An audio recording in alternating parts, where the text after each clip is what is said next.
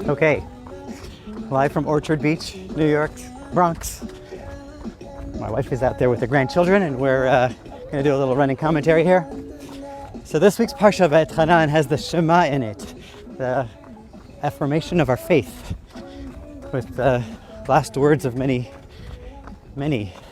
Jews, arguably all Jews, when they pass away, traditionally, the last words are the Shema.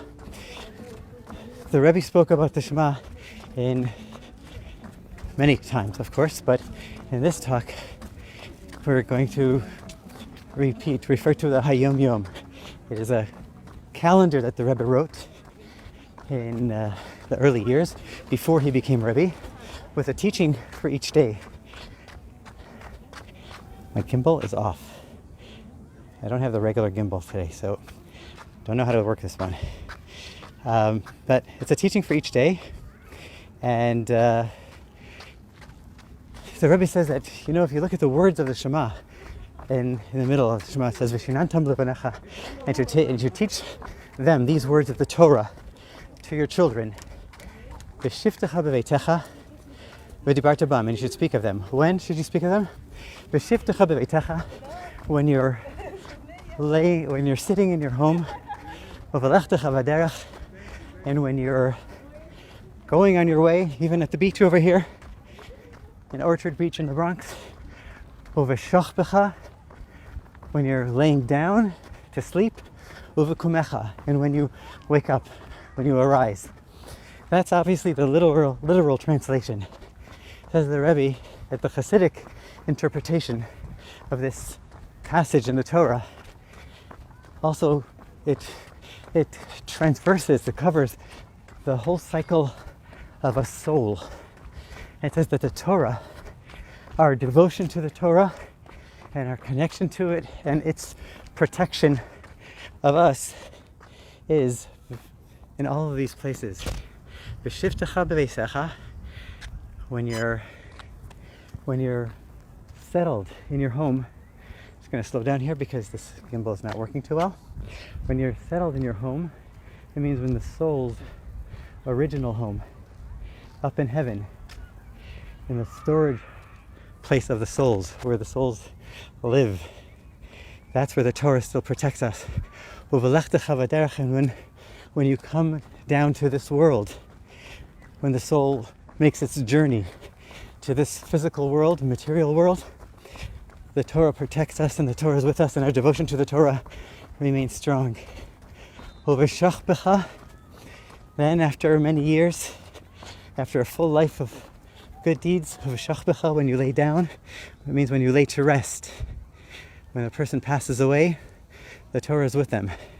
When you awaken, when you arise, when Mashiach will come and resurrect the dead, then the Torah will still be with us. So the Torah is our life force and protection and energy throughout our whole cycle of life, from before we're born till after we will resurrect again.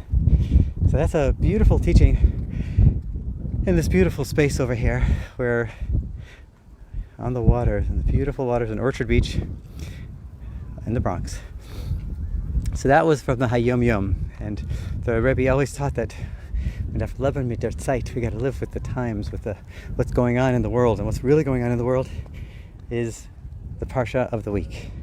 And in this week's Torah portion we have that Shema. So in another talk, a separate time, the Rebbe said, look at the words of the Shema. They're V'ahavta es Hashem Elokecha. You should love Hashem your God. You should love Him. How do you know that somebody really, really loves God? Says the Rebbe, is when it doesn't stay in the heart. It says you should love God with all your heart, b'chol levavcha, b'chol nafshecha, b'chol meodecha, with all your heart, soul, and might. But the proof of that is further on in the Shema, when it says ukshartam la'ot al yadecha, when you bind these words on your arm, vayula totafot beinenecha, and you put them between your eyes. That's a tefillin. When it translates into mitzvahs, into actual actionable mitzvahs, And then Uchsaftam al mezuzahs Pesecho Yisrael, you put the words of the Torah on the doorpost, on your mezuzah of your home, on the doorpost of your home. So when you translate, and that's representing all action, everything that we do in our lives and our homes. And then the Rebbe said further, but that's not enough. The proof that there is a love to God is V'shinantam levanecha v'dibarta bam. Well, you teach them to your children, and you teach them to your children, and you live what you teach. And here the Rebbe spoke in an uncharacteristic, lamenting way about sometimes we teach things to our children, and we're not really living them. So much so, and the Rebbe says children are wise and intuitive, and they pick up what is really going on within us. So the Rebbe says that, when a person might do a bar mitzvah because the neighbors are doing it, or they might go to shul because the neighbors are going to shul, and a child picks up on this and says, you know what, I don't want to do things because the neighbors are doing it. I want to do something of my own. And the Rebbe says that's a natural, it's a true desire. It's a valid approach of a child to not want to copy, imitate the neighbors, because, says the Rebbe, the true desire of every Jew is to copy and imitate only the one God, to emulate God, as it says, "V'halachta bidrachav," and we should go in God's ways.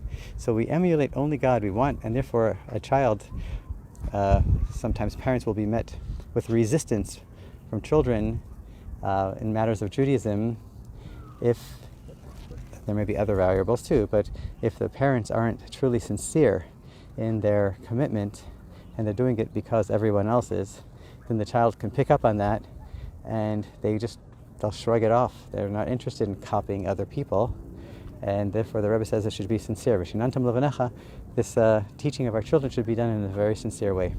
Anyway, that's it. A little snippets on the Shema, which make it more meaningful. Shema in the cycle of life, and Shema in our day-to-day activities. God bless you. Have a wonderful Shabbat. Shabbat Shalom. I cannot see the camera.